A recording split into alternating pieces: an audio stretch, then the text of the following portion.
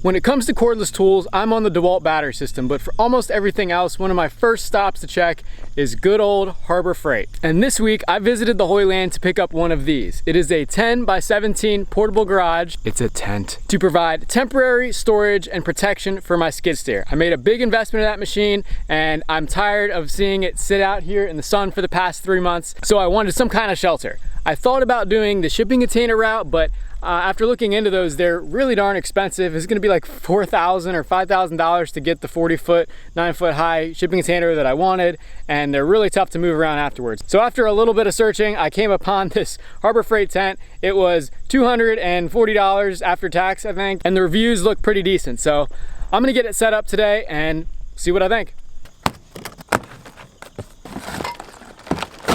Looks reasonably well packaged. It is about 10 after 10 right now. I'm gonna see how long this takes to get together by myself. They're probably just joking about this. The instructions actually look reasonably well done. I'm sort of impressed. Hopefully it goes together accordingly.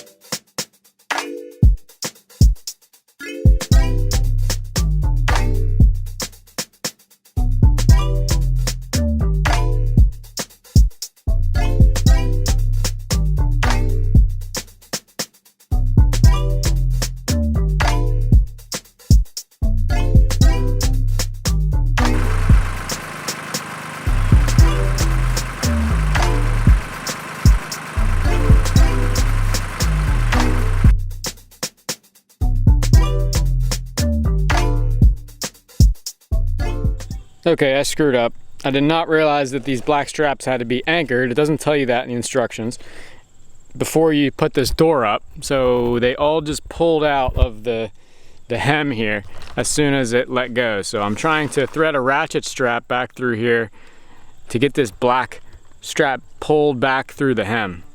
So that's fun. Wow, okay, take two went mildly better on that. Make sure you have a platform or a ladder to help you with this, and then also, if you're by yourself, use some clamps too, because I wouldn't have been able to do it without those items I found in my truck. Minor setback, pressing on. Stink bug.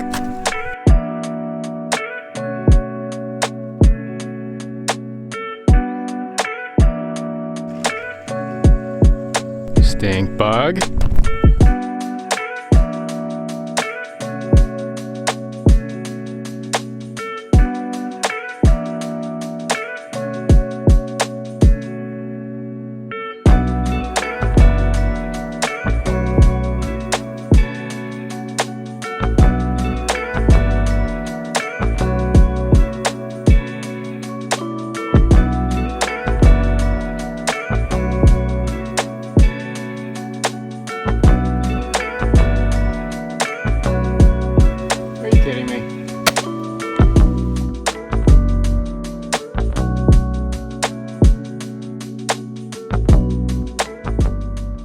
Overall, this thing seems pretty well built. The tarp seems thick enough to last for a couple years in the sun, and the structure is fairly solid for what it is. I've actually seen other videos where people will make full-blown sheds out of this, screwing it to a concrete pad and then putting steel siding on.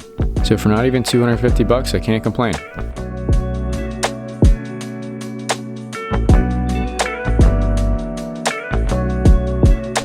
And just like that, we're built. It took me like 4 hours between filming and screwing up the back end, so a little bit longer than I was hoping, but it seems to be okay, and I guess I'm not fully done yet. I still want to put self-tapping screws at all these joints because I can just see this thing shaking apart, and I'm gonna have it sitting here for like probably at least 1.5 years, 2 years maybe, depending how things go in the house build. So I am going to reinforce it a little bit more than it is out of the box. Side note, I was definitely shipped a colony of stink bugs along with this thing as kind of a bonus present.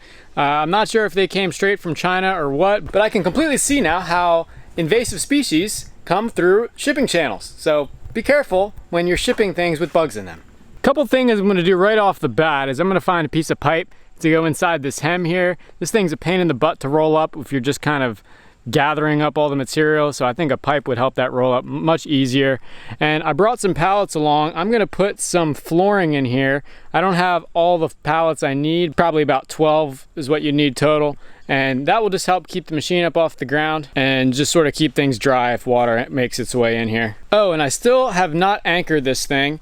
The kit came with these screw anchors that just are not gonna do it in this really, really hard rocky dirt. There's just no way I'm getting those in here. So I'm probably just gonna bring some stakes later today and just stake the thing down like you would a normal tent, because I could definitely see this thing flying away without some anchors as soon as the winds pick up.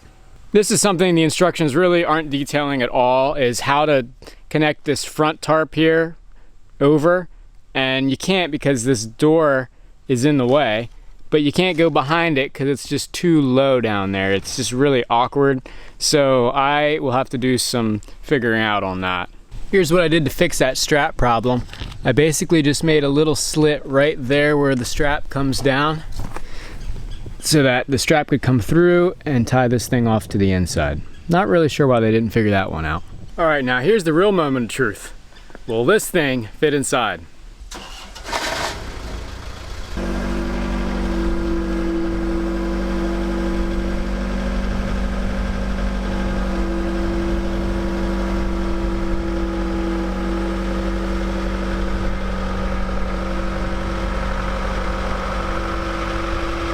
I will call that a success.